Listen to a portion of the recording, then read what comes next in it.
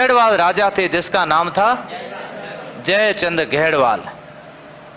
घेड़वाल जयचंद घेड़वाल और इधर राज कर रहे थे पृथ्वीराज चौहान। पृथ्वीराज चौहान और जयचंद घेड़वाल दोनों सगे आपस में मौसियाई भाई थे, मौसेरे भाई थे। एक बेटी इनके पिताजी को, एक इनके पिताजी को दी हुई थी। विजयचंद जी के बेटे जयचंद जी, सोमेश्वर जी के बेटे पृथ्वीराज, दोनों सगे मौसेरे भाई। अब एक दोहिते को तो मिल गया दिल्ली का राज, दूसरे दोहिते को नहीं मिला। खैर कोई बात नहीं, नहीं मिला तो उसे हमें कोई किसी प्रकार की नाराजगी नहीं है। लेकिन नाराजगी कहां पर हो गई, आखिर बात बिगड़ी कहां पर? वो बात बिगड़ी यहां पर आकर के। कहां पर? ये जो फोटो दिख रहा है, इस फोटो से समझ जाइए, बात यहां पर आकर के बिगड़ गई। इस फोटो से समझ में आ रहा है कि इस फोटो के अंदर क्या दिया हुआ है। ये फोटो यहां पर मैं आपको कुछ बातें लिख देता हूं। कन्नौज के राजा थे, कन्नौज के राजा थे जिसका नाम था जयचंद घेड़वाल। राजा थे जयचंद घेड़वाल।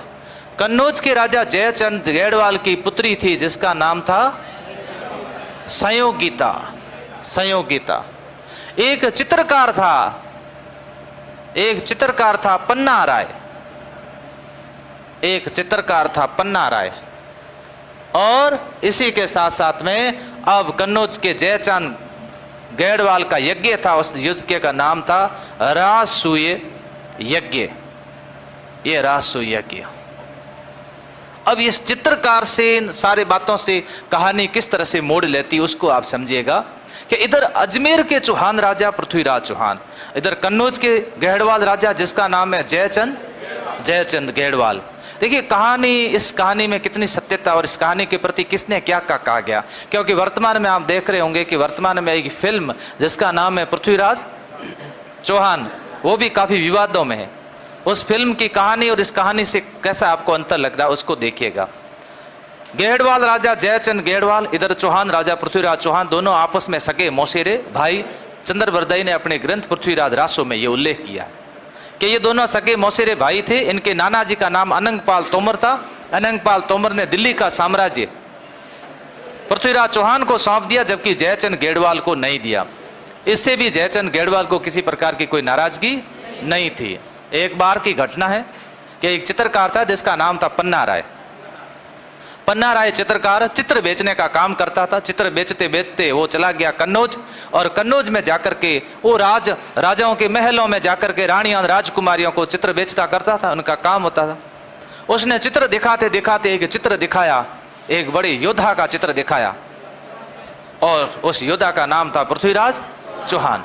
चंद्रबरदाई ने अपने ग्रंथ में लिखा है कि वो चित्र जब संयोगिता ने देखा तो संयोगिता ने उसके बारे में पूछा कि यह चित्र किसका है।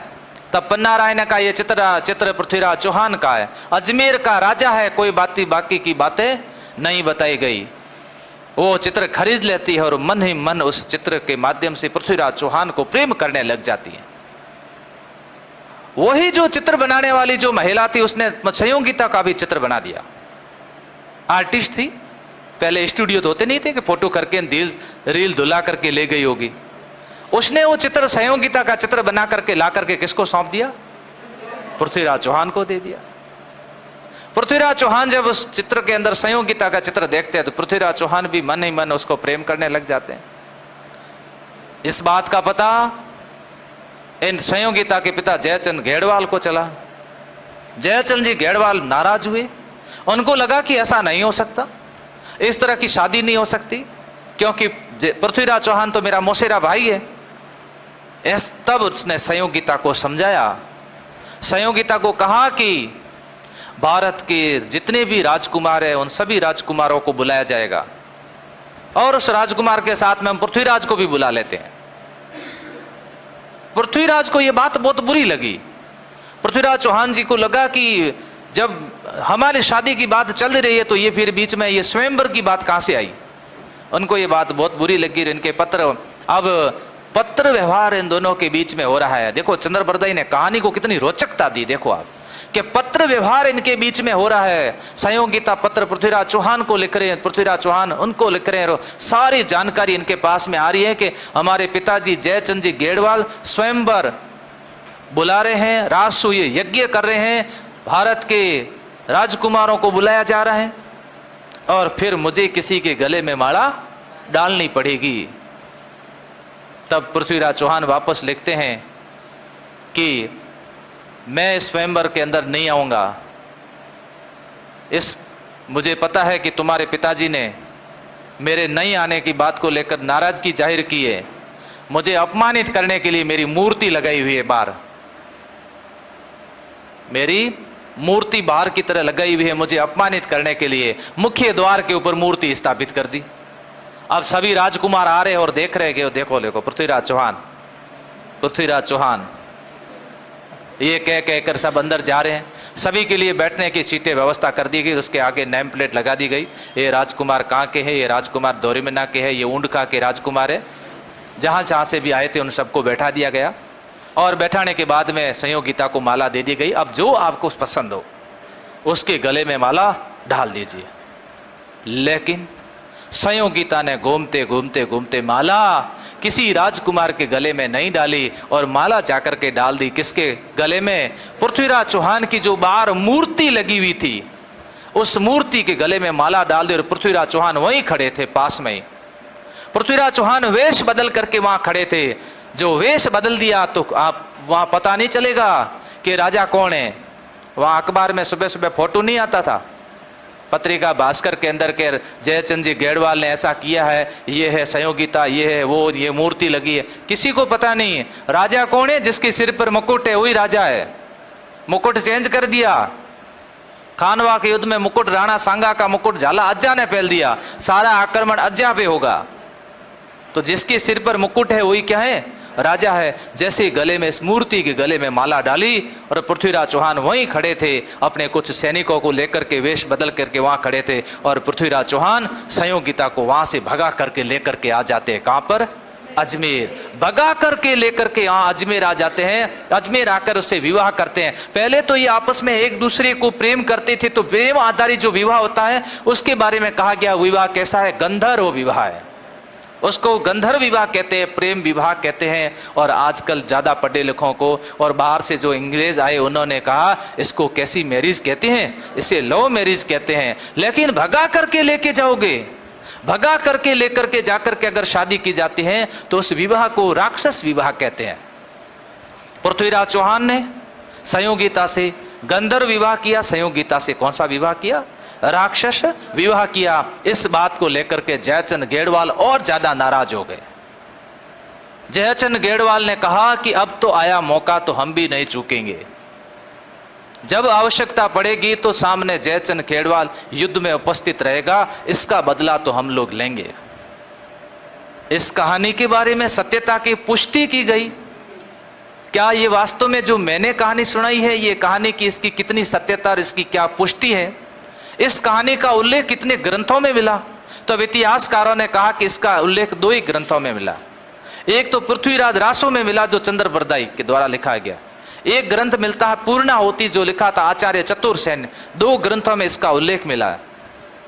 राजस्थान के अच्छे इतिहासकार माने जाते हैं डॉक्टर गौरीशंकर हीराचंद ओझा ने इस कहानी का खंडन किया है। उन्होंने कहा यह मात्र एक काल्पनिक कहानी है, ऐसी कहानियों पर विश्वास नहीं कर सकते। डॉक्टर त्रिपाठी साहब ने भी इसका खंडन किया। ये उन्होंने कहा यह कहानी गलत है, इस कहानी पर हम विश्वास नहीं कर सकते। लेकिन चंद्रशेखर ने, सीवी वैद्य ने, अबुल फजल ने इस कहानी की सत्यता बताई। उन्होंने कहा कि नहीं ऐसा हो सकता है, ऐसा हो सकता है और ऐसा किया गया होगा।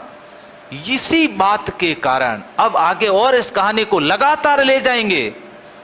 ये कहानी चलती रहेगी। कहते हैं कि अगली बार जब पृथ्वीराज चौहान ने महोबा का युद्ध लड़ा तो गेड़वाल ने चंदेलों का साथ दिया। तराइन का युद्ध लड़ा तो जयचंद गेड़वाल ने किसका साथ दिया, मोहम्मद गोरी का साथ दिया। तराइन का द्वितीय युद्ध लड़ा तो जयचंद गेड़वाल ने किसका साथ दिया, मोहम्मद गोरी का साथ दिया। ऐसी स्थिति के अंदर कुछ इतिहासकारों ने यह कहा कि जयचंद गेड़वाल ने पृथ्वीराज चौहान के साथ क्या किया, धोखा किया है। जबकि जयचंद गेड़वाल ने अपनी रणनीति के तहत कार्य किया। उसको अपनी नीति के तहत ये उचित लगा कि मुझे ऐसा करना चाहिए, वो उनके अनुसार वो सही था। क्यों? क्योंकि अगर इस कहानी की पुष्टि की जाए और इसकी सत्यता पर बात की जाए तो सगा मौसेरा भाई उनकी बेटी से अगर इस तरह से विवाह करता है तो नाराजगी जाहिर हो जाती है और उस नाराजगी के लिए बदला लिया जा सकता है। गलती को शुरुआत से देखा जाए तो फिर यहाँ पर गलती, अगर जयचंद गेड़वाल को हम गलत ठहरा दें, क्या हम पृथ्वीराज चौहान को गलत नहीं ठहरा सकते? इतिहासकारों ने क्या कहा कि इस तरह से विवाह करना भी तो गलत है। इसीलिए फिल्में जब भी बनती है, फिल्में हमेशा कहानियों की पुष्टि करके नहीं बनती है। फिल्मों में क्या होता है कि रोचकता कैसे दी जाए, उस रोचकता का विशेष रूप से क्या रखा जाता है, ध्यान रखा जाता है। यहाँ पर ये कहानी जयचंद गेड़वाल को क्या कर देते हैं, नाराज। तो यहाँ पर हो गए अपने जयचंद गेड़वाल, ये जयचंद गेड़वाल। इससे नीचे का जो स्टेप पड़ता है यहाँ पर, ये है परमर्दी। परमर्दी देव चंदेल। ये चंदेल क्षेत्र पड़ता है बुंदेलखंड। चंदेल क्षेत्र पड़ता है कहाँ पर, बुंदेलखंड।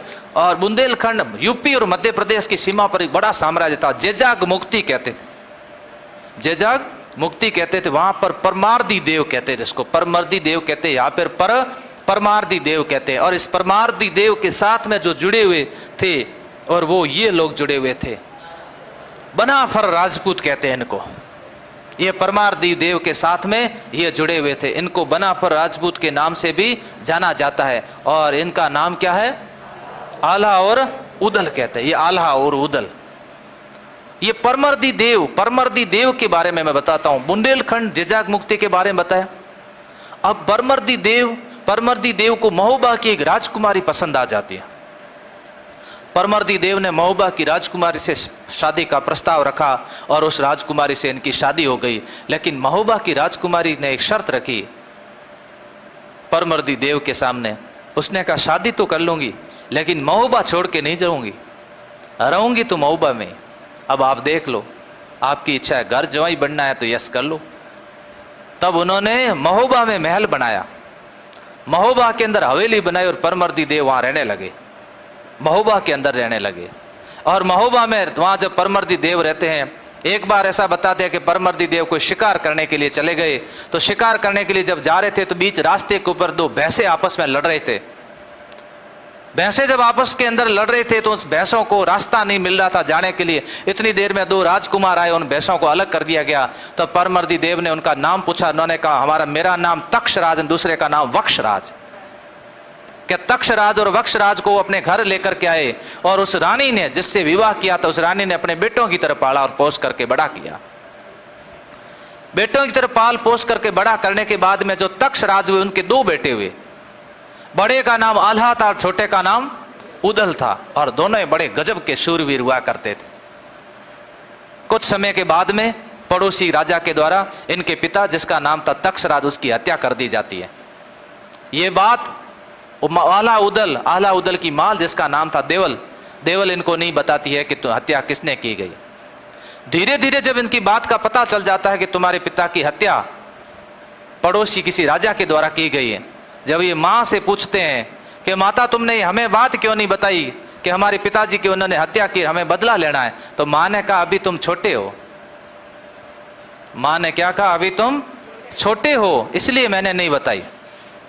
तब आल्हा ने क्या कहा था, 12 वर्ष कुकर जिए 13 वर्ष जिए सियार, 18 वर्ष क्षत्रिय जीवे बाकी जीवन धिकार। मां हम छोटे नहीं है। 12 वर्ष कुकर जिए 13 वर्ष जिए सियार, 18 वर्ष क्षत्रिय जिए। क्षत्रिय का जीवन 18 वर्ष से होना चाहिए। मां अब हमें बताओ कि पिता का बदला कैसे लेना है, और बाकी जीवन धिकार। शूरवीरता में आल्हा उदल में कोई किसी प्रकार की कमी नहीं थी। आल्हा उदल जितना युद्ध मनोयोग के साथ में लड़ते थे। मेरा कहने का मतलब यह है कि युद्ध हारे हैं। आल्हा उदल महोबा का युद्ध हारे हैं। युद्ध हारना जीतना युद्ध में तो होता रहता है, लेकिन युद्ध को मनोयोग से लड़ना, युद्ध में शूरवीरता का परिचय देना एक योद्धा के द्वारा, वो उसकी सबसे बड़ी उपलब्धि, और वो उपलब्धि आल्हा उदल की हुई। अमर हो गए दोनों। और ये जब लड़ते थे तब इनके बारे में कहा जाता था, बड़े लड़े महोबा वाले, है ना, बड़े लड़े महोबा वाले, जिनका बड़ा इतिहास कहा जाए। बड़ा इतिहास कहा जाता था। एक को मारे दूजो मरे, तीजो खूब खाए जाए। एक को मारते थे, दूसरा भी मर जाता था, तीसरा देखते देखते मर जाता था। ये दोनों लड़ते थे, जिसका नाम था आल्हा उदल था। आल्हा उदल परमर्दी देव के सेनापति के रूप में युद्ध लड़ते हैं, लेकिन पृथ्वीराज चौहान के सामने ये कमजोर पड़ जाते हैं। पृथ्वीराज चौहान शूरवीरता में कोई कम नहीं थे। पृथ्वीराज चौहान तराइन का युद्ध हारे हैं। ये पृथ्वीराज चौहान के, इसके लिए हम लोग ये नहीं कह सकते कि पृथ्वीराज चौहान कमजोर राजा थे। हिंदू सम्राट थे पृथ्वीराज चौहान। और उस महोबा के युद्ध के अंदर 1182 ईस्वी के अंदर अपने पड़ोसी राजा चंदेल राजा परमार्दी देव चंदेल को हरा देते और आल्हा उदल लड़ते हुए वीर गति को प्राप्त हो जाते। इस युद्ध को बड़ा भयंकर युद्ध कहा गया, इस युद्ध को प्रचंड युद्ध कहा गया, इसलिए इसका नाम रखा गया तुमुल का युद्ध। कैसा युद्ध रखा गया नाम? तुमुल का युद्ध, इस युद्ध का नाम रखा गया। और यहां पर इन्होंने पंजू राय नामक एक अधिकारी की नियुक्ति कर दी, यहां पर नियुक्ति कर दी। फिर वापस चलते हैं अपन।